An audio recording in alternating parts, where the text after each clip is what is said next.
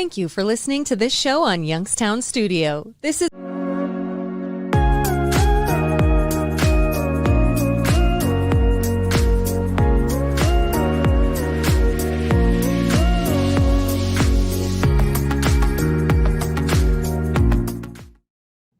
Good afternoon and welcome to the 330 Sports Show. I'm Justin Coffin. Joe Danier's over there. BJ's over here. It is June 13th, 2024. We have a ton of topics on the show today. We're going to go over some Father's Day stuff that's coming up. Ohio State, are they natty or bust? Jerry West passed away. We're going to go over a little bit of his credentials and his amazing career. I have some stuff about Josh Gibson, the Negro Leagues, the Major Leagues combining their stats. The Steelers, will they go under 500 this year? Could be a first under the Mike Tomlin era. The Browns, Amari Cooper, we'll talk about. You got the NBA Finals, Joey Chestnut. We got a ton of stuff. But before we do that, I'm gonna just basically give the mic over to BJ here, and he's got some U.S. Open stuff. The U.S. Open is at Pinehurst, North Carolina.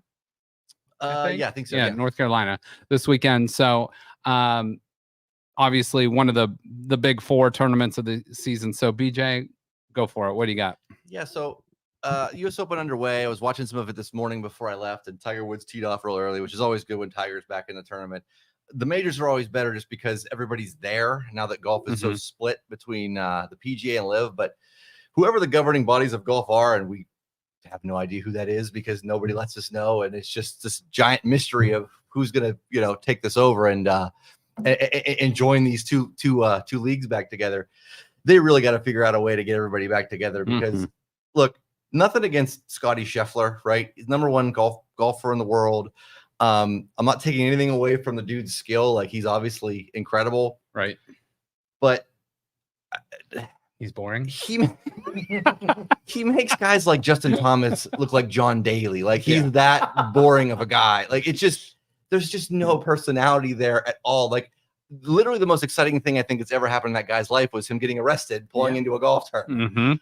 And so like that's why I'm saying we got to get the LIV guys back because there's all your characters, I mean, like the Sergio Garcias, the Patrick Reeds, the Bryson DeChambeaus, the Brooks Koepkas, even if you thought they were a dick, like they were at least you wanted to watch them. Right. And so, right now golf's got a big problem. I mean, it's nice this week because it's the majors. So you have everybody there and Tiger's in it, even though he's probably going to struggle to make the cut if he even makes the cut. But yeah, it's just the PGA Tour is boring right now. And it reflects in the ratings. It's bad right now. So with the whole split with LIV Golf and with the PGA Tour, like, is it only the majors they play together in? Yeah. And a lot of those LIV guys can't, if they weren't already qualified for it or didn't already have the world ranking points or aren't a past champ or didn't get, like Sergio Garcia had to qualify to get into the U.S. Open this week. He had to go play a qualifier and to move on, which is, you think, oh yeah, he should be there no matter what. Right. You know what I mean? But yeah, no, the way it's set up right now is to kind of penalize those guys that went there and took the money, which I get to a degree, but as golf fans, at the end of the day, nobody cares. They literally just want to see the best play against the best. Well, yeah. I mean, I know there was this whole moral outcry of like, I'm going to take the money. I'm not going to take it.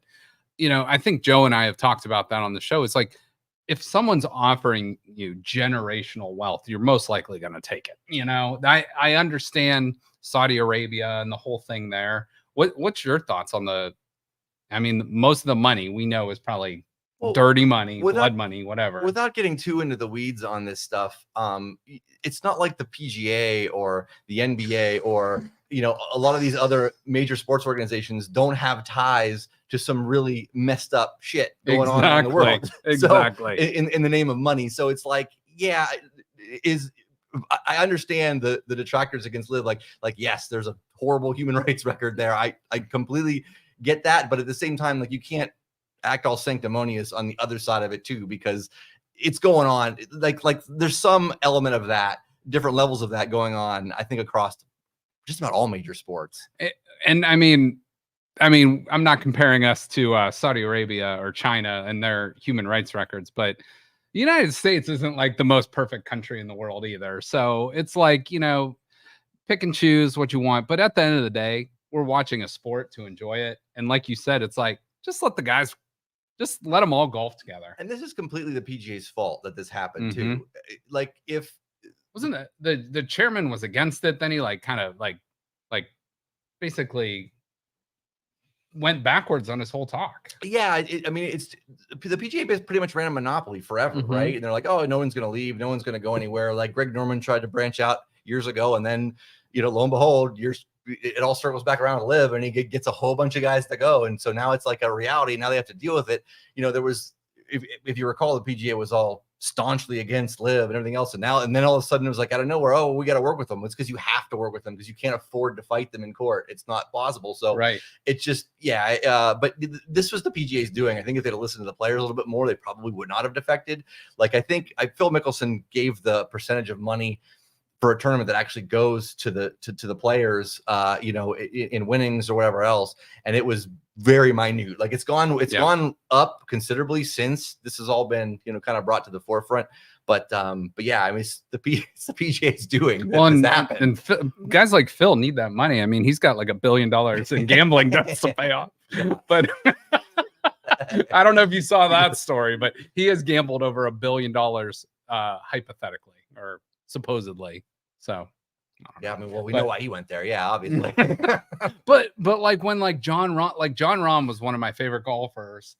Won the Masters last year or 2023, and I used to see him at the Memorial every year and stuff like that. Now it's like you won't see him. You won't see him unless they get this merger done or whatever it might be. No, you won't. Other than the majors, that's going to be it, unfortunately. So yeah, until this happens, which, and again, the whole transparency on it is just complete garbage. So you have no idea what's going on. Like supposedly there's meetings and this is going to be good, and it's a complete cluster. So what is the answer then? Like, I mean, how do they fix it? Like, especially it's like I know Rory McIlroy has been the biggest outspoken guy against Live, but he's backtracked considerably. Has he? Yes. Okay, but there's really no easy way to do it. So, but now that these guys have defected, like the PGA Tour wants to set some kind of punishment for them to come back, whatever. Now, meanwhile, they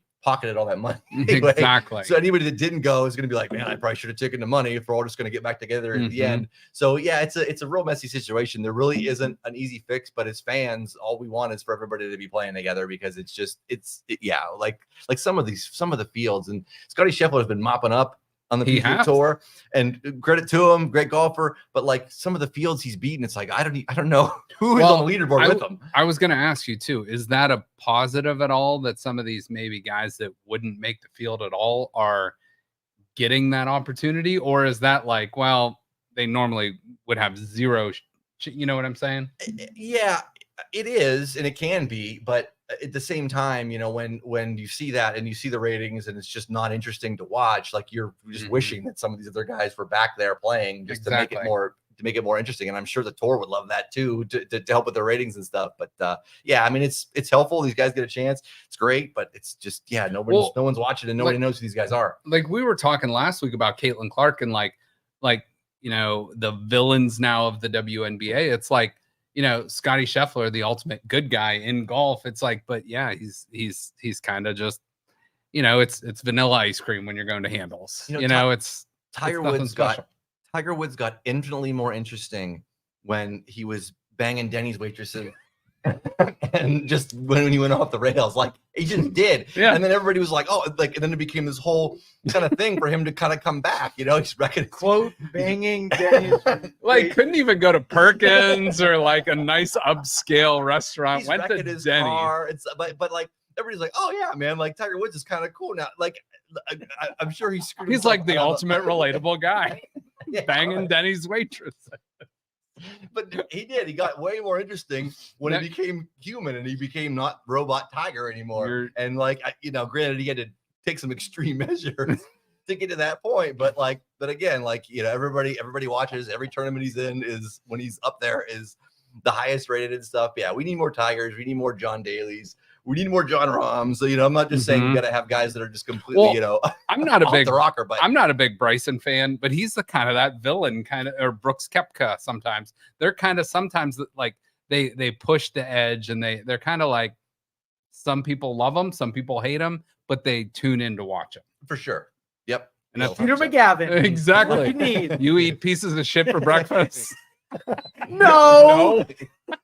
Yeah, we need some more Shooter McGavins on the tour, and why not? So I'm in 100% agreement here. My biggest question is, how do you get someone that has been given 300-400 million compared to a guy that stuck it out on the PGA Tour and was like, I'm gonna take the moral high ground? Is like just a big fu to them? You're getting no money. That teaches the future generations, obviously, take the money anytime you get the opportunity. Yeah, I would think when they all join back together that like everybody's going to get a cut and everybody's going to get more money out of it to the end. But yeah, the guys that that said no to the however many hundreds of millions are probably like, I really should take that money now. But yeah, it's just, unfortunately that's going to happen. I mean, if someone offers you 2, 3, 4, 5, 600 million, whatever, I think Tiger was offered 600, if I'm not mistaken, and he turned it down. Tiger's not someone that needs that money. I mean, if you have $1 billion, what's another 600 mil more? Well, I'll tell you what, it's 60% of what your net worth is. But have you ever been to Denny's? Have you seen the waitresses? I get those Grand Slam combos for like $8 still. It's a great value even with today's pricing. I mean, I don't know. 600 million would buy you a lot of Grand Slams. I'll tell you that much. So we do need some more entertainment though. And I will say, like last week, I missed the Memorial for the first time outside of the COVID year, for the first time in like 8 or 9 years. And like that made me sad. But at the same time, like you said, some of those major names that I'm used to seeing aren't there. And like last year, I made sure, because we were on the 16th, it's a par 3.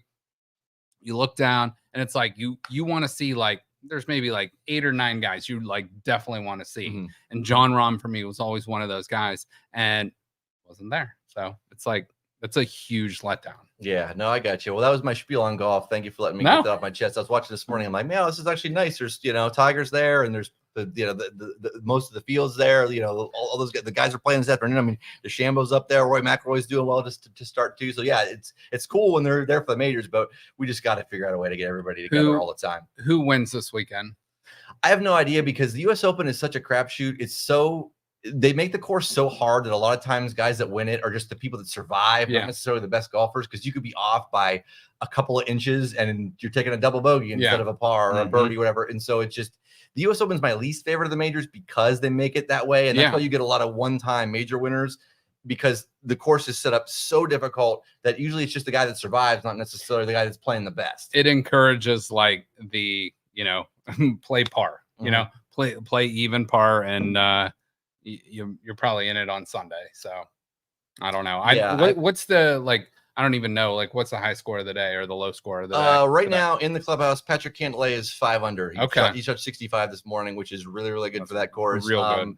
I would, if I had to predict a winning score, I'm going to guess probably 5 under, 5, 6 under is probably going to be a winning score for the whole thing. Yeah. Because he'll backtrack like everybody. No doubt. Just because the course is only going to get harder as the week goes on, and in that heat and stuff too, it's going to get drier, and it's going to be pretty silly by the time Sunday rolls around. And I was telling you, I hadn't seen it because like it's Thursday, work day, stuff like that. It's hard to catch the first day unless you're off work or actually at the golf course. But the number 9 hole, I'm not sure what the toughest holes on the course are, but I saw Morikawa chip out of the bunker, literally hit it like 3, 4 inches from the hole, and then it just rolled another 30, 40 feet. So you went from making a birdie to probably going a bogey, like just within, a couple, maybe like a mile per hour or 2, just of eating it.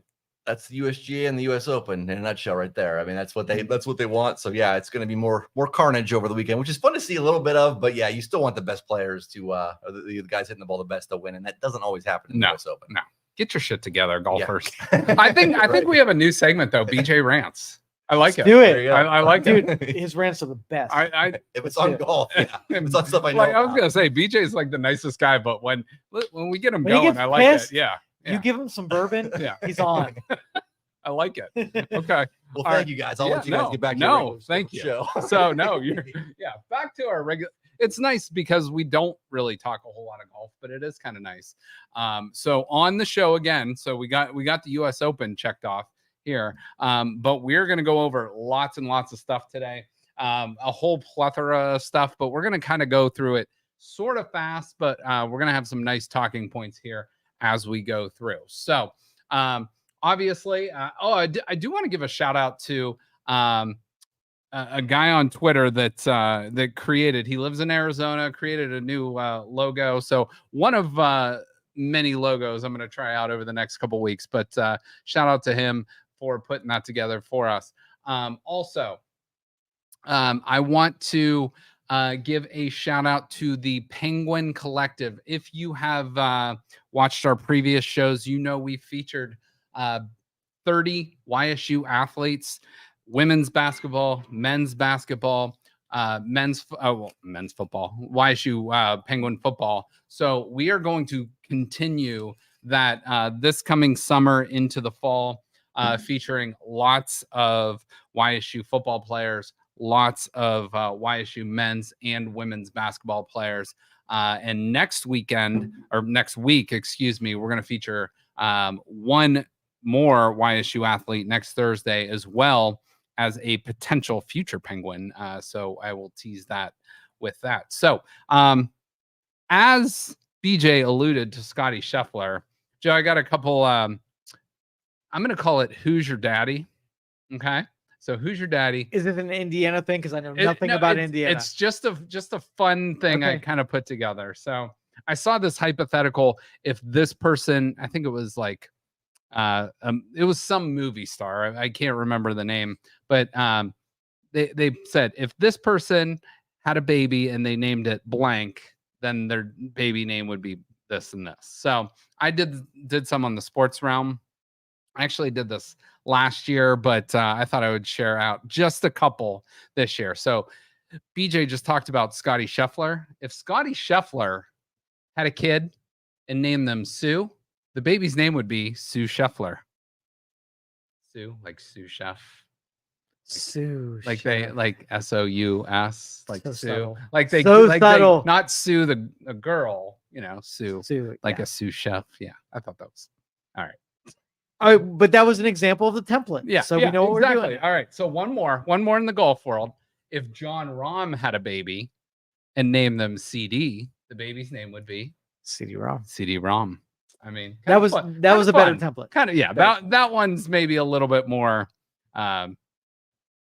easy access. All right. What year were you born? I forgot. 76. 76. Okay. I was born in 1981, and I saw this today, and it just kind of blew my mind. So this is my random thought of the day. Okay. 1981 and 2024 are as far apart as 1981 and 1938. So in your case, 1976 and 1933. 33. Jeez. Dang. I mind blown. I mean, everyone can do some simple math, but it's just like, well, shit. If you want to dance with mortality, you do that kind of math Yeah. because you're on the back nine at this point. I hope I'm not on the back nine. I hope I'm still like approaching like 7 or 8, but I don't know. All right. So one Browns note I want to point out. Sure. They started their mandatory mini camps, and there was only one like big name not in attendance, and that was Amari Cooper. Amari Cooper, pretty good wide receiver, maybe a top 10 to 15 wide receiver in the NFL. He's entering the last year of his contract with the Browns. He signed a 5-year, $100 million contract back in 2020 with the Cowboys. Then they traded him to the Browns. He is sitting out, just, hopefully trying to get like some guaranteed money, more, like maybe a longer term contract. What's your thoughts on a player entering like maybe the final year of their contract, and if they should or should not sit out? And maybe ask for some more guaranteed money. What do you think about that? 2 points. Yeah. Amari Cooper, he's such a good dude, and he's such a pivotal part of the team. So pay the dude his money. That's one part. Secondly, if you replace that name around the NFL with any other names, maybe somebody you don't like all that much, you're like leveraging your team and the season as it is, the pre-camp like this is a bitch move. Yeah. Like, and so like I got to straddle both of those because it's like I want to see the Browns sign up. Now, what is the likelihood of they're not paying up for? Well, I mean, he will play this year for sure. It's not like he's not going to, but I think the Browns and him are in good standing. This isn't like a animosity or anything like that. I think he's just trying to be safe. He's probably going to get fined each day he's not there, but he's also like hedging his bets of like, well, I'm going to sit out for a few of these like mandatory mini camps and I'll get that on the back end. Like maybe his contract goes from 20 million a year to like 23 million a year. So maybe losing out on $100,000 is worth 3 million extra for the next couple of years. Do you think that puts pressure on the admins to I think it moves it along a little bit. I think they're back practicing either today or tomorrow, but we'll see if he's back there today or tomorrow, if it was maybe like an idle threat or whatever. But he's not this like big diva wide receiver like there are some out there that are going to hold out and like demand trades. Amari Cooper's not going to demand a trade, at least in my opinion. But I did put some numbers together. So again, last year of his 5-year deal, but in his career, he has now played 10 years in the NFL, which is hard to believe. 667 catches, almost 10,000 yards, 14 yards a catch, 60 touchdowns. But in his 2 seasons with the Browns, 150 catches, so 75 a year, 2,410 yards, so that's 1,205 yards a year, and 14 touchdowns or 7 touchdowns a season. But in his contract, he is 19. He's tied for 19th. So basically 20th in salary for wide receivers. He will be 30 years old this coming week. I think his birthday is like June 18th or something. So he will be 30 years old, which generally as a wide receiver, you enter your prime about 27, 28, and then like you can start seeing the declines about like 30, 31, 32. So long he produces, man, though. So exactly. And this guy is a legit pro, good dude, takes the young guys under his wing as like super the cliche. respected. Exactly. And so do you pay him on the high side? Do you try to get value for him being that he's on the always try to get value. I would try to and Andrew Berry, that's one of those things. I like trust in him. They know what they're doing. So this is more just like you sounded like Teddy KGB earlier that paid the man his money. Pay him his money while he's eating Oreos and doing all that. But I looked at the list and I looked up, I was curious who made the most money. So Justin Jefferson just signed his deal. Amon St. Brown. And then there's Jalen Waddle just signed a big deal. There's a bunch of guys out there. Yeah. But there are some guys on there that are more number 2 receivers, but it's just the nature of the beast. It's like whenever you sign your most recent contract, you're going to get paid more than somebody that signed a contract 3 or 4 years ago because the salary cap goes up and up and up and up. So I would like to see Amari Cooper maybe get a couple more million a year, maybe guarantee it. And, but I would not go more than like, this year and maybe extend him for 2 more years. That way you're not on the hook for, a guy that could be injury prone. And he has not been injury prone in his career, but he has played a lot of games in the NFL. And, the NFL is not for, it's a violent sport. So you just never know. So hopefully the Browns get it done soon. And, but again, I don't think this is something to worry about long-term. I think this is just like, hey, let's point out, let's show how good he is. Deshaun Watson even stepped up and he's the best receiver in the league, which if your quarterback has your back, that will take care of a lot of things as well. So just wanted the best thing I got out of that was your Teddy KGB thing. Pay the man his money. One of the best. That is the best gambling movie of all time. 100%. All the time. All right. We're going to talk a little bit about the Pittsburgh Steelers. Can I talk about the Browns? Oh, yeah, quick? please. I don't know if this is on your slides or not, but the softball game with Deshaun Watson. Comment first before I say anything. Yeah. So, dude took a risk, had a collision with Njoku. Yep. And the dude is already broken. Why do they let him do shit that could put him at risk? I do not understand that. Well, I think in Myles Garrett's contract, he has that he's not allowed to play in those like all-star basketball games and stuff because you don't want him spraining an ankle or doing something like that.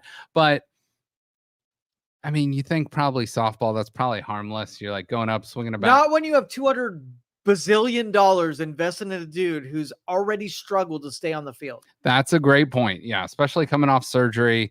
He should probably not have been out there on the field playing, but he was, and it was a scare, but I didn't even see it. I just heard about it.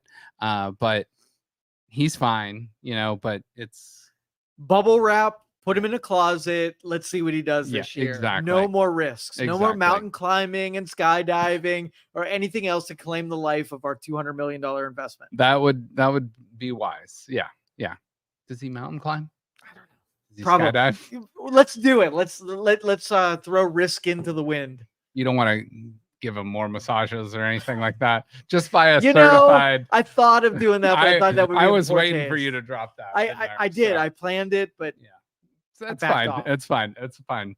All right. Yeah. Let's go to the Pittsburgh Steelers. We don't talk a whole lot about the Pittsburgh Steelers for obvious reasons. For obvious reasons, we Joe and I are Browns homers, as we will never not claim to be. We are Browns fans through and through.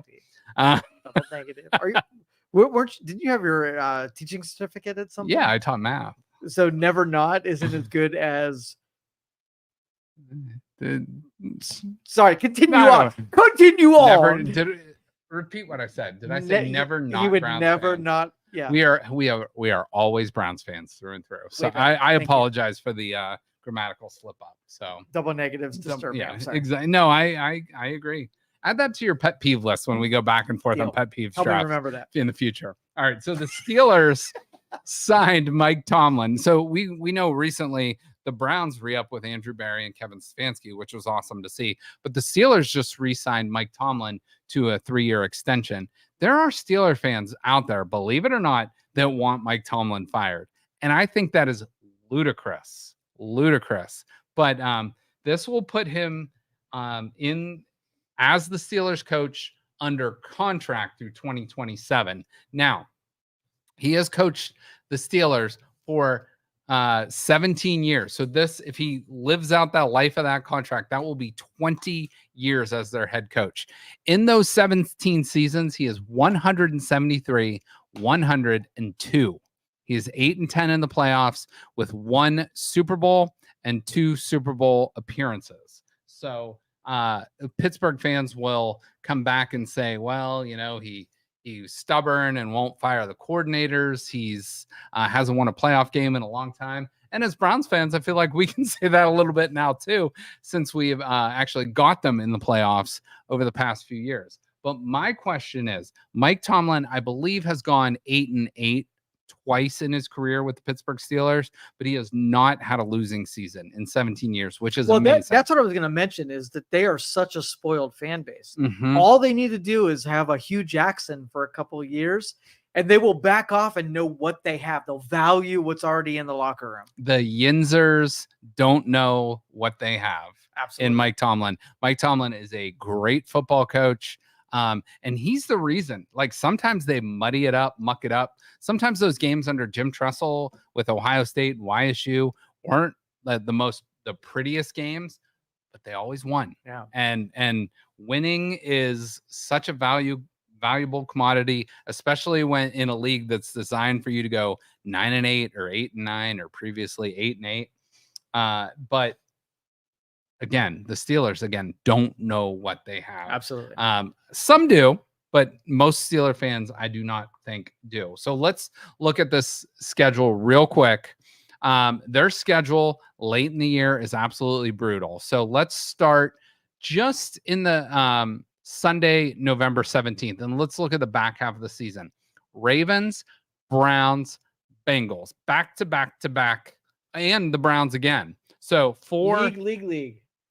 4 division games back to back to back. Then the Eagles, who are going to be an NFC favorite, the Ravens again, the Chiefs, and then the Bengals. Dang. So the Steelers better get off to a hot start or they are in trouble. So my question to you, is this the season? Is this the season 2024 when Mike Tomlin, Russell Wilson, Justin Fields, whoever, and the Pittsburgh Steelers do not finish with a better than 500 record? What do you think? See, last year when they had a slow start, and I thought this is that. This year, is it. right? This is it. Yep. And then they figure out a way to assemble enough talent on that team to pull it off. I don't think I don't think this is going to be that year. Okay. I don't. So you think 9-8 at worst? At worst. Okay. They always find a way in that league. It really is. It is frustrating being an opposing fan because they, like you said, they just figure it out. And where does that come from? Usually from their quarterback the head coach. was shit last year. Yes. Like their whole selection and how they were moving guys out. Like when that happens to the Browns, it's like 3-2 wins per year. When it happens to the Steelers, they still figure out a 500 10-7 last year. Crazy. Made the playoffs, and they lose to the Bills in the playoffs. They lost to the Chiefs the previous year, but they still get there. So that's coaching right there. That it is. It's coaching, it's consistency. And I think the Browns would be smart, and I think they have been smart to follow the Pittsburgh model of being very consistent. Now, as a Browns fan, like in a political realms, the saying is when you see your enemy making a mistake, don't interrupt them. Yeah. So go for it. Fire your coach. Bring somebody in that would benefit the Browns for sure. I think we were all hoping that. Like, I mean, hell, I even saw, because Ryan Day's been under the hot seat. I even saw like Mike Tomlin would be the next head coach of the Ohio State Buckeyes if Ryan Day, wasn't there next year or whatever. And I was like, well, shit, if you're going to replace Ryan Day, I'll take the best. I think Mike Tomlin is a top 5 NFL coach. I agree with you. And if Steeler fans want him gone, hey, us as Browns fans will gladly grant that wish. But how many teams would sign him up on day one? I think there would be a line out the door because usually in the NFL, there's between 7 and 8 or 7 and 9 vacancies. And he would be right at the top of the list. 100%. I mean, he is a guy that is a player's coach. He's tough, but, like he gets it too. He's still like, he's like early 50s still. He's been doing this for 17, 18 years now. He knows what he's doing. So Steeler fans, we're just saying as Browns fans, you're lucky. You're very, very lucky. Maybe your coordinators aren't so good, but you're and what you said, which is being able to pull the trigger on getting some loyal under coaches. Maybe he gets to be a little bit better at, but from a skill set standpoint, he's right on. Yeah, but look at Bill Belichick. He without Tom Brady kind of struggled, but he also was picking those players. So he was like not just the chef. He was like going to the grocery store and picking out the ingredients for the meal too. And when the meal doesn't turn out good, it looks back on the coach and then the people that are picking those things. So I don't know, but Tomlin, until he has a losing season, I don't know how Steeler fans can like constantly be on his ass. So is what it is. All right. I got another Who's Your Daddy moment here. Okay. Since we're talking NFL, about, right? Since we're talking about the NFL, best player in the league, if Patrick Mahomes had a baby and named him Sherlock, the baby would be named Sherlock Mahomes. Sherlock Mahomes. That sounds like a insurance commercial. It kind of does. Happy Father's Day. So, all right, real quick on Ohio State. So, someone I've had on my show before that I really, really respect. He used to be a writer for Cleveland.com, the Cleveland Plain Dealer. Was a Heisman voter, an AP voter. And now he is with the podcast down in Columbus. He hosts a show called Kings of the North, which is a really great show that I highly recommend.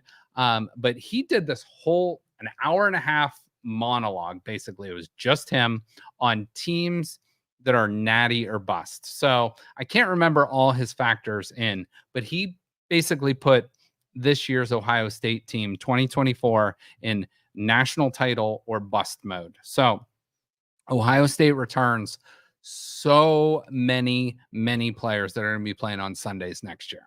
Like they may have, I would say 15 at least draft picks on this roster in the next year's NFL draft. So I'm asking fair or foul, natty or bust for the 2024 Ohio State Buckeyes. What do you think about that? Now, there are 134 or so FBS teams, but if we really narrow it down to the teams we think that can win a national championship, it's probably about, I would say, between 8 and 12, and Ohio State's definitely in that. So is that a crazy sentiment, or is it something that's like, I mean, they should win a national championship, but you think you look at their schedule, they have Oregon on the schedule this year. Oregon's going to be a top 4 team. They got Michigan on their schedule. They have Penn State on their schedule. That's a top 10 team. So it's like they just have to get to the playoff for a chance to win it, which I'm not worried about that at all. But for me, what I pushed back on and said to that is they've lost to Michigan now 3 years in a row. So they got to get over that Michigan hurdle. So for me, it's Michigan or bust. And I think Ryan Day knows that. So it's like you got to, and we're talking November 30th, the very last day of November. You got to go beat that team up north. It's in Columbus.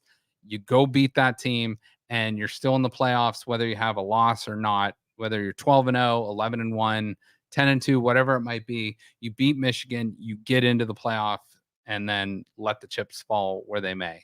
So what say you to that? So first off, like every 15-year-old on the planet, when you say something like natty, yeah, they roll their eyes and groan and say, okay, boomer. Yep. Right. So that's number one. I'm not that old. So, but Ohio State has always been a recruitment juggernaut. Like they've always seemed to figure out how to pull in that talent and always churn out people who place high in the draft. So I don't think anything changes. I don't think anything's been any different. So yeah, I think they're going to replace some players. They have probably the best defense in the country. Their offense this year is going to actually be, it's going to be interesting.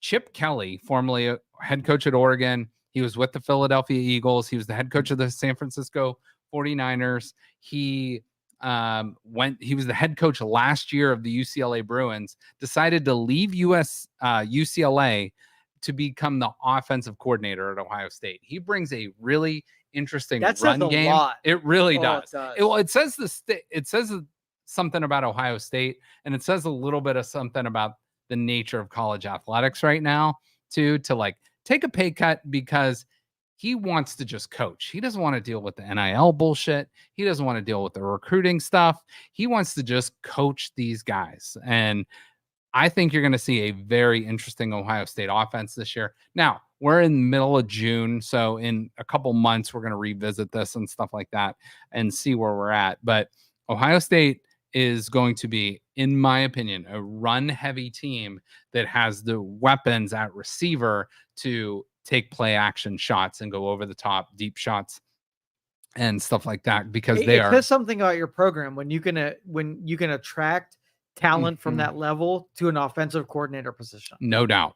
And Ohio State is going to be a juggernaut. Whether, again, I don't know if they're going to go 12-0 or 11-1 or 10. I would say Ohio State, their range is 12-0 to 10-2. I think it's in that range this year. 10-2 at worst, 12-0 at best. Probably they're 10.5 is their over under this year. and it is heavily juiced. It's minus 175. So you're going to lay $175 to win 100 if you pick the over on 11 wins. So Vegas thinks Ohio State's going 11-1 this year, or 12 and or 12. What about Justin the gambler? Does he think? Right now, that's not very good value on the money. So I probably stay away and just see. I did a bunch of futures bets last year, and I was so close on a lot of them. I think I hit like 15 out of 31, so basically 50%. But I was betting teams like Akron and Kent. I think Akron's over under was 2.5 last year, and they went 2-10. And there was a game in there they should have won. So it's like it's such a hard thing, because it's like a lot of these teams that are really bad that you're betting the over, it's like they have to steal a game somewhere, and a lot of these teams that are really good cannot slip up to get that over. So over unders are tough. If we're talking point total early in the season, bet the under, in my opinion, and bet in the NFL, bet the underdog week 1. So just my opinion. And we don't condone gambling here. Well, we don't condone it, but unless you're winning, we condone it. If I took money and I put it on Justin's bet all year last year, I would be ahead. That's it. I don't think you're wrong. I can't verify that one way or another, but yeah, I think we did pretty well last year. Like, if we actually put money on every game we would have done, money line or against the spread, I think we would have done pretty well. So I think we're allowed to do that this year. So let's do it. Let's lay some money down. If they're like, I'm gonna talk this through on air. Yeah, let's go. We need, and especially if the Cavelli Center opens up a sports book, which I have heard in the rumors, we need to like maybe partner with them and like get like some sort of like odds boost or something like that. And we make a pick of the week or a couple of picks of the week, parlay of the week. Parlays have stung me many times, but your overall, like your insight into what's going to happen is phenomenal. I'm very impressed. I would say I'm above average. I'm not to the elite level yet. I'm above average, though. I'm my head's above water. And if your head's above water when you're gambling, you're good. Yeah, it's because you're also, we've talked about this too. It's like going to a movie. What's a movie cost? $10. You buy some popcorn and maybe a drink or something. So you're in for about $25 a person at a movie. Gambling, you bet, maybe you bet 4 $25 games. You win 2, you lose 2, maybe you lose a couple money, a little bit that day. But if you would go 3-1, it's a good day, pays for that movie. Justin, when he sees a movie, he pays $25 for the movie, but he bets $30 it's going to be a good movie, and he comes out ahead every time. Every freaking time. At the end of the day, what is the number one rule of gambling?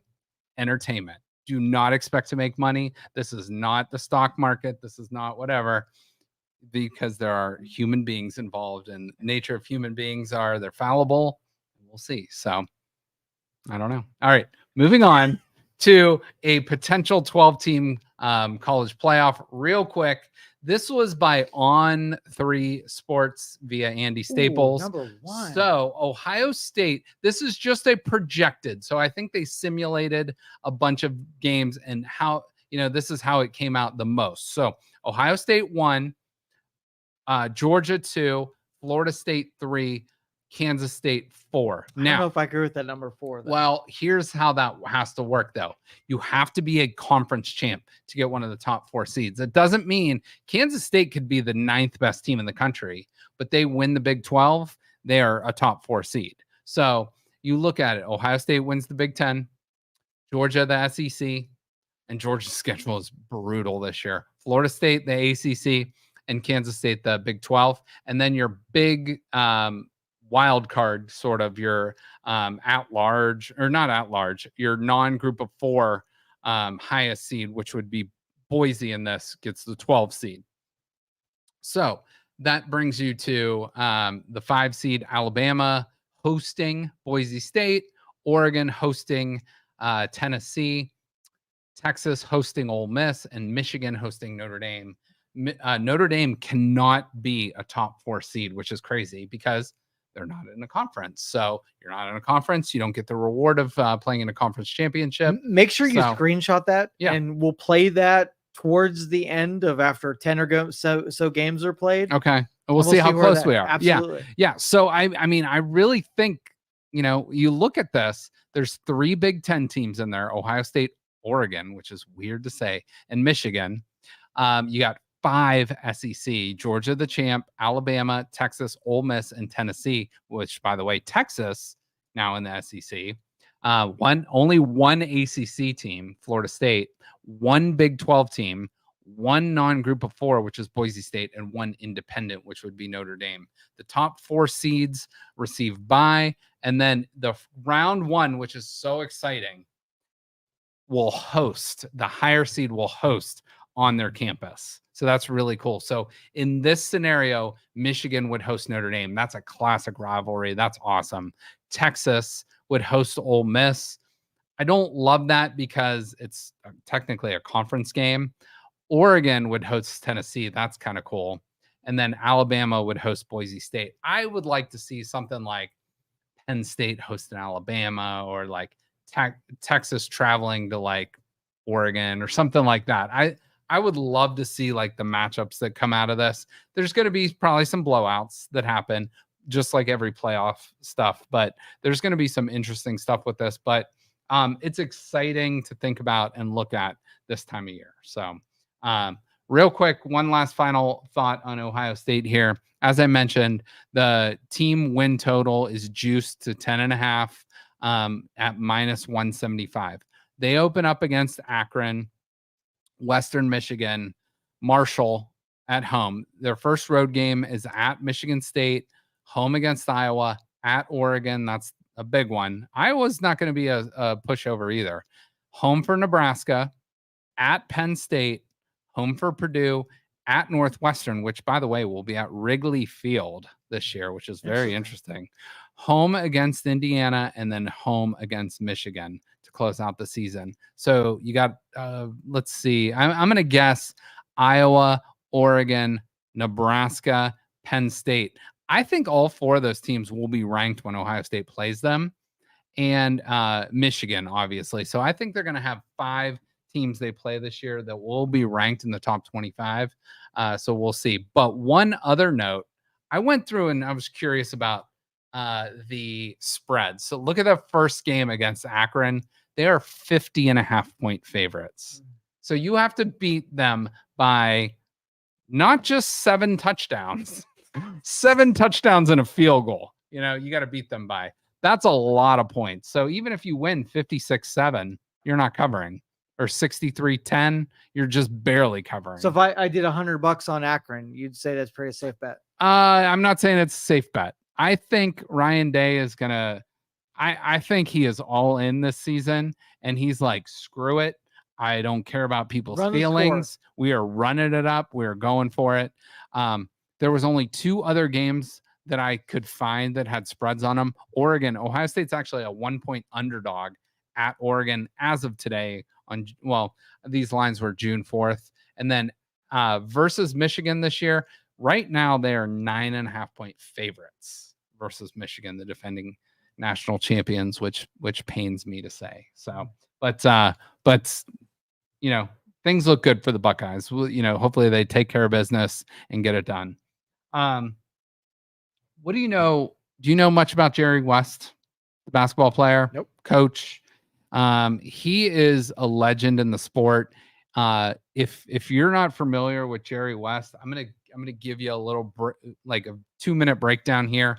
But he is, if you've seen the NBA logo, he's the NBA logo, which is pretty awesome. So the NBA logo, and I put a side by side right there of him with the Lakers and him, the NBA logo there. That is pretty cool and pretty iconic. It doesn't get more iconic than an entire league dedicated with your logo to the image of the league. But he is from West Virginia University. He was a player, a coach, an executive, and now obviously the logo of the league.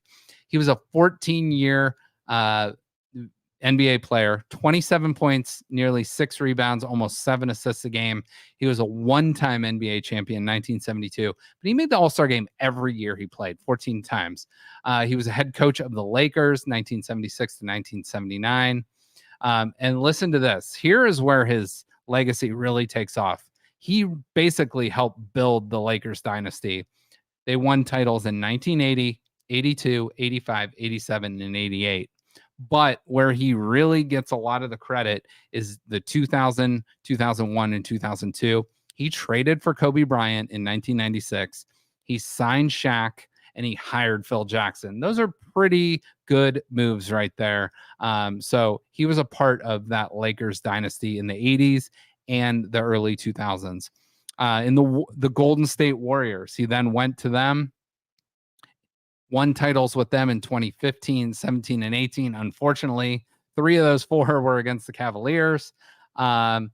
He drafted Klay Thompson. He drafted Draymond Green. He traded away Monte Ellis to kind of give Steph Curry the vehicle, to, kind of the keys to the car.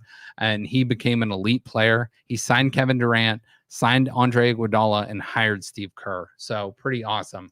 He was an NBA champion, an executive, and a player, as I mentioned. He's the only player to win finals MVP from a losing team, which was in 1969 versus the Boston Celtics. And he is the first person to be inducted into the Naismith Basketball Hall of Fame as both a player and contributor. So rest in peace, Jerry West. Pretty amazing stuff. And like, really, if you're in it, and I mean, you could argue Jordan or, but who else is more iconic really than that resume? Not many people can say they've done what Jerry West has for a sport. So rest in peace.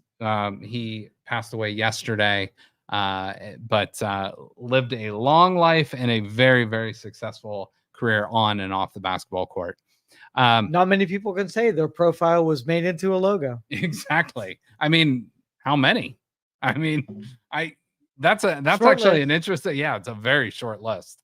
The Boston Celtics, unfortunately, are only 1 game away from winning the NBA title. They are up 3-0 against the Dallas Mavericks. Game kind of got away from the Mavericks last night, but it is what it is. Boston running away with it, but. Brings me to our next Hoosier Daddy, NBA edition, Jason Kidd. If Jason Kidd had a baby and named them Little Kid, he could also go with Big Kid. What Kid. What if he called him Kid? Kid. So I mean, it's cheesy, but it's true. So I don't know. But Thank you for that. But Jason Kidd, now the head coach of the Dallas Mavericks, and also won a title with the Dallas Mavericks back in 2011. Joe. Yes. Caitlin Clark was left off the women's 2024 national team that will compete in the Olympics. What say you? So first, let me reverse the question. And are you excited for the Summer Olympics?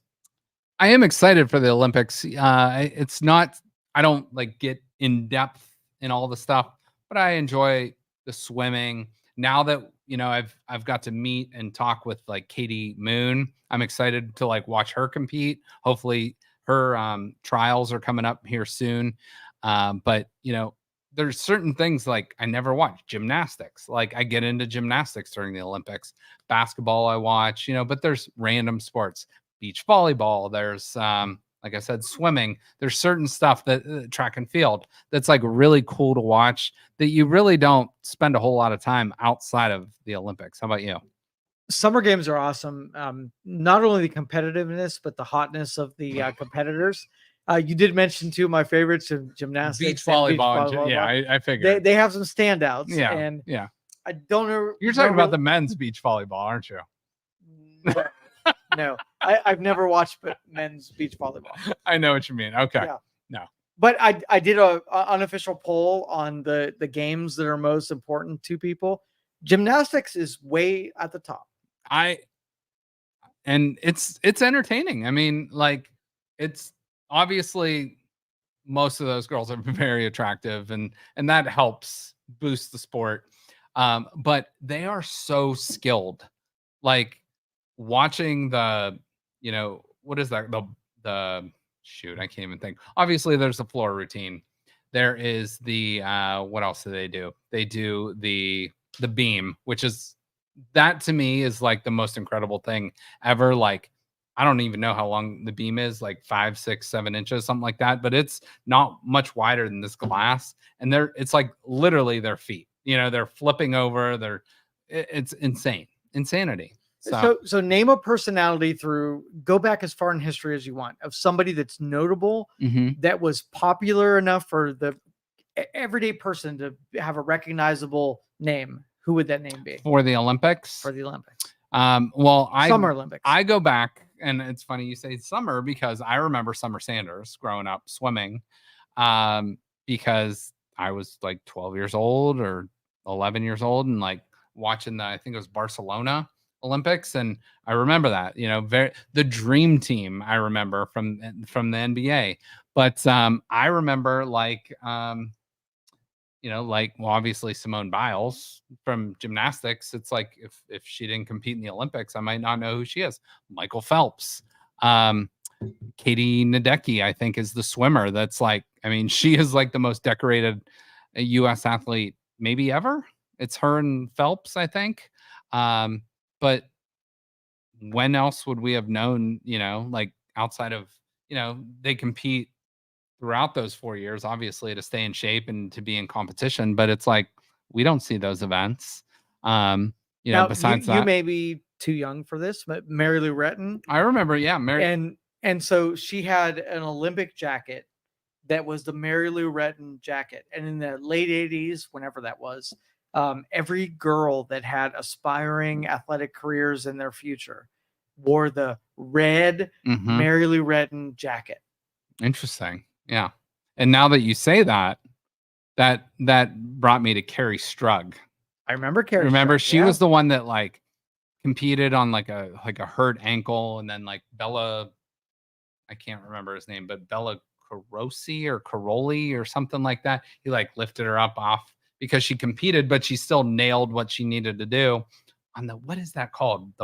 When they run and then they do the flip and then land. What's that called?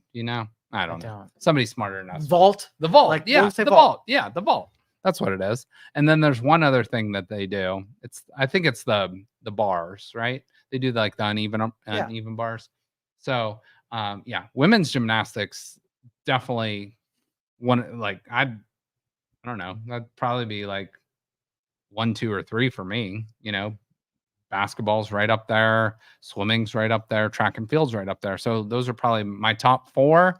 But there's so many other random things. They do cycling, obscure. Like there's some very interesting sports that you and I probably wouldn't consider. Oh, so obscure. Like curling to the winter's games is like badminton to the summer games. Is there badminton? There's totally badminton. Oh, ping pong? I don't know. Well, yeah, I think we're gonna do a show on obscure Olympic sports this summer, so I think it's in July. So that'll give me a little bit of time to research. Well, every morning checking out, like especially when it's a different time zone, when things happen in the middle of the night, you don't get to see anything live. I look at the medal count. Of course, I'm cheering for the United States and how many they put up on the board. But there, I would say 90% of the sports aren't worth watching.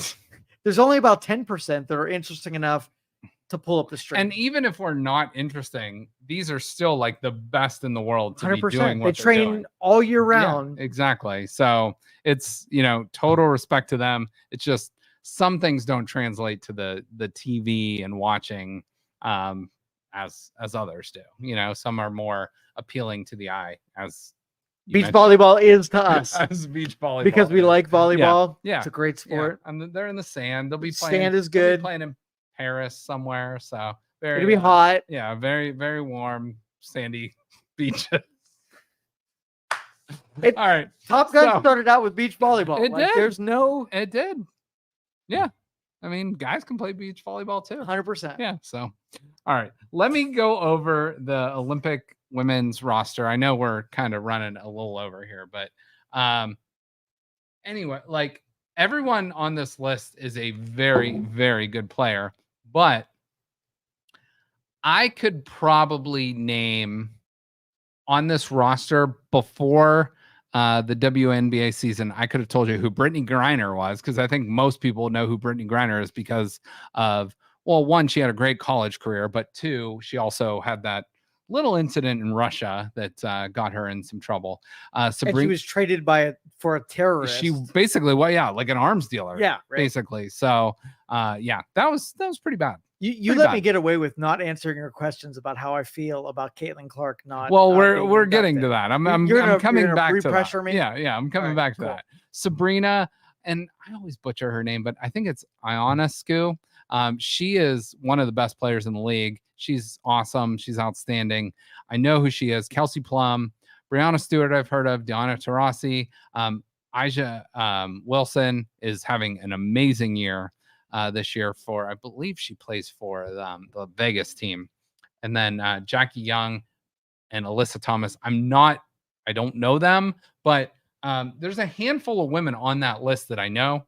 But Caitlin Clark next to, Sabrina, Kelsey Plum, Diana Taurasi, like she'd be like top 3 on that list of players that are most recognizable. Maybe Brittany Griner, maybe at the top of that, just because on and off the court stuff. But should she be on this roster? Just 100%. a yes. Yeah, 100%. I mean, and like, why wouldn't you? And they said it was experience or whatnot, but it's like, just put her on the damn roster. It's like they said they were going for experience, but like literally, and I don't mean this from like a race perspective, but look at Caitlin Clark. She is the whitest girl. She is literally middle America. She played at Iowa. She's from Indiana, or she plays now at Indiana. She is like a great basketball player too. And there is nothing wrong with any of those players on the roster. They should all be on the roster. However, give her a freaking exemption. If you're only allowed to have 12 players, that's one thing. Maybe think about your roster before you consume it and make her the 12th player and be like, like this person is okay, but they're not Caitlin Clark. So like bump her into the 12th spot. Like the Dream Team did this with Christian Laettner way back when. They could have picked Shaq. They took Christian Laettner because he was from Duke. He won a national title. And honestly, I think it was because he was white too. So it was like, give him a little bit of different cultures in there. But whatever. I'm not making this a cultural thing, but I'm just saying Caitlin Clark draws eyes to the sport, whether she plays a lot or not. It's like, just put her on the damn team. So yeah, I'm going to tell you, like when they interviewed her about the snub, she was 100% gracious about like, she's going to pay attention to the team. She's going to support the team. She's going to cheer for the team. Like the stock value of Caitlin Clark went way up based on her response. Yeah, and good for her. And she's young. She's gonna have plenty of time to make more Olympic Games. 2028 is actually in LA, so you'll be able to see her on the court then. All right, just a couple more real quick things. The Major League Baseball, speaking of black and white, Major League Baseball integrated the Negro League stats into, which they should have done a long time ago. Josh Gibson is now the all-time batting leader in the major leagues because, a lot of those stats were not counted in the major league stats before. So he hit 372 back in the day, which Ty Cobb, which a lot of, if you don't know Ty Cobb and his backstory, not the greatest guy on earth, kind of a bad dude, but he is now surpassed, great baseball player, but has now been surpassed by Josh Gibson in career average leaders. Josh Gibson is right towards the lead in many of those categories now, which is awesome, because it's like, and I know it's like posthumously, but it's like these guys deserve that credit. And, it's just sad that it had to be that way for so many years until Jackie Robinson broke the color barrier. But again, Josh Gibson, then Ty Cobb, Oscar Charleston, Rogers Hornsby, Judd Wilson, Turkey Stearns, Ed Delante, Buck Leonard, Tris Speaker, and Ted Williams are at the top of that list in the top 10. So you don't have any Hoosiers for turkey? Because that was an easy one. That's a gimme. Turkey dinner? Like, well, give me a guy with the last name Dinner. I'm trying, man. I'm feeding you. Turkey's an easy one. I did not have anything. Oh, that's an easy one. I next time I'll revisit that. All right. Sticking with baseball real quick. Guardians 20 games over 500. They did lose yesterday, but they are still 20 games over 500 with a 5.5 game lead in the AL Central. Emmanuel Clase now third all-time in saves with the Guardians, 130 all-time saves. He's only 9 behind Bob Wickman and only 19 behind the club's all-time leader, Cody Allen. So Emmanuel Clase doing some amazing things. All right, we're approaching the 4th of July. We're running late here. Let's do 5 more minutes, and then we'll wrap it up. Joey Chestnut. So we all, you know who Joey Chestnut is, Absolutely. right? Yeah, especially like 4th of July this time of year. Hey, I'm walking here. Oh, not that Joey. Oh, sorry. No, Joey Chestnut's the hot dog guy. He likes wieners. There he is on the screen. Oh, man. He eats hot dogs really fast. So he could do the 9 and 9 and 9 challenge, probably. But we know he can do the hot dogs. But hot dog eating champ Joey Chestnut won't compete this July 4th. What's the beef? He signed a deal with a competitor, Impossible Foods. So this is, I believe it's Nathan's Hot Dogs, where they do it in like Brooklyn or whatever during the 4th of July. So he is not allowed to compete. He has won like the last X amount of titles. He's usually like no one's even close to his count. I did see something where they might be doing like something on Netflix, like him versus that Kobayashi guy that used to be the original, the OG of the hot dog eaters, which I don't know if that's a compliment or what, but yeah. So thoughts, should he be able to compete or no? He's their defending champ. I think he should. Yeah. Let the man compete. Who cares? Little competition's good for everybody. Maybe put his hot dogs on his, out for everybody. And then maybe they don't eat as many. And they're like, well, that's because they're not as good as Nathan's hot dogs. So what movie comes in your mind when you hear hot dog eating contest? Ghostbusters? Slimer eating all the hot dogs? No. And I don't even know if it was a hot dog eating contest, but I think it was Stand By Me, where Boom Baba guy ate hot dogs. Okay. And threw up everywhere. I remember that. It has been many years since I watched Stand By Me, but yeah, that's a good reference. But remember Slimer, like slamming all those hot dogs in the hot dog cart in New York City? It's so gross, man. I don't like hot dogs enough to eat one. How about hot dog water? How much, dude? If I gave you this cup and I poured hot dog water in, how much would someone have to pay you to drink it? I would throw up just thinking about it. There would be no drinking. Okay. It's terrible. Fair. Hot dog's terrible. Like Fair. I don't know how it is a consumable food. I think like 1 or 2 here or there is fine at a cookout, whatever. And lots of onions, lots of cheese, probably some ketchup. alcohol with it too, just 100%. to kill off any bacteria or whatever. All right, Joe, we talk plenty. This is the last thing we're going to talk about here. I am pumped because House of the Dragon, which is a Game of Thrones spinoff, is starting this Sunday. I talk a lot about shows I watch and stuff. So I put together all the shows I'm watching or planning to watch, and I'm just going to name them real quick, but and maybe one day we'll go in depth on a few of these, but here's what I've like consumed this year from a streaming service. Yeah, and those of you who don't know, he is on point with the things that he watched. Everything that I've taken suggestion wise from Justin has been really, really good. So listen up on this segment. Every now and then I'll watch something and I'll be like, I'm just not interested. I skip the series. I'll watch one episode. I'm like, I'm not in. But The Gentleman, so freaking good. Great. It's almost like a comedy slapped in a drama. It's so dramedy, I guess you could call it. Curb Your Enthusiasm, we've talked about plenty. It's awesome. 3 Body Problem. I feel like that's a movie a show, a book that we need to go in depth on. We'll do in a future show. Lover, Stalker, Killer documentary, Netflix. Interesting, very interesting. Quiet on Set. kind of a creepy Nickelodeon documentary of how they treated kids and stuff on set. Fallout, interesting. Wasn't my favorite, but it was good. It was entertaining, and that's when you're adapting a video game to screen. I think that's what you're going to get. Baby Reindeer.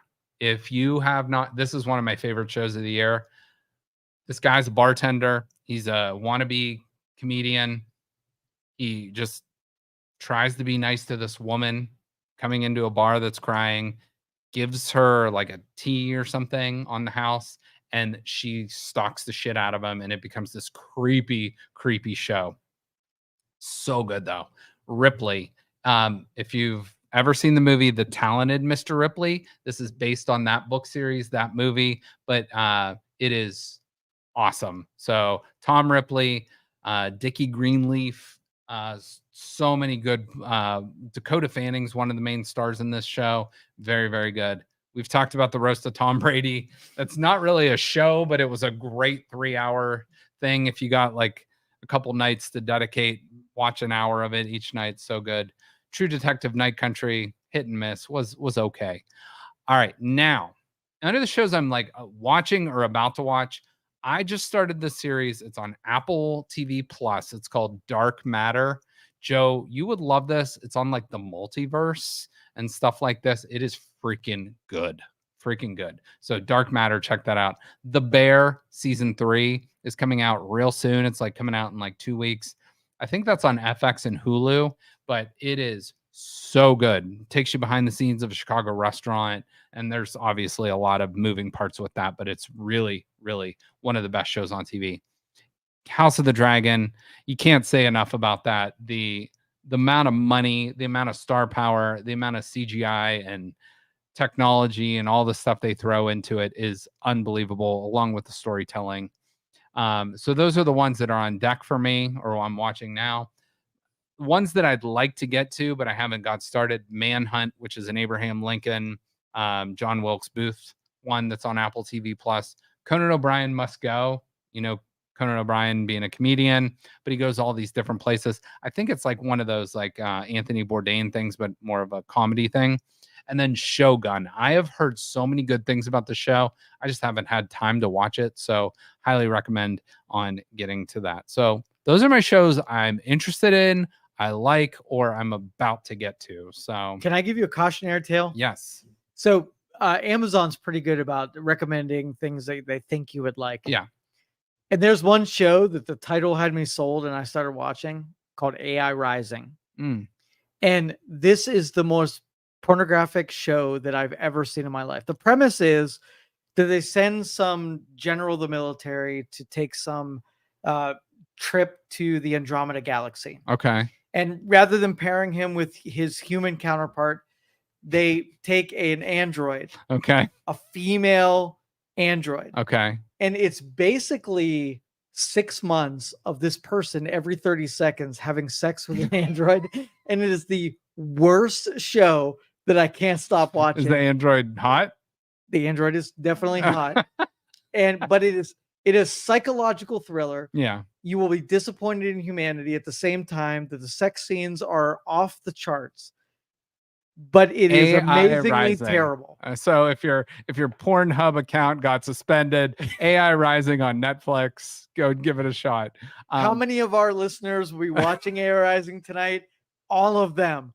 You better all go watch it. And I would like your accounts for the show, because I want to make sure that I am not just like deteriorated from a psychological and moral standpoint. It's going to get to a point though in the fairly near future where that's like we would think like 25, 30 years ago, talking on your cell phone, on a phone, holding it in your hand and like video chatting with someone was like mind blowing.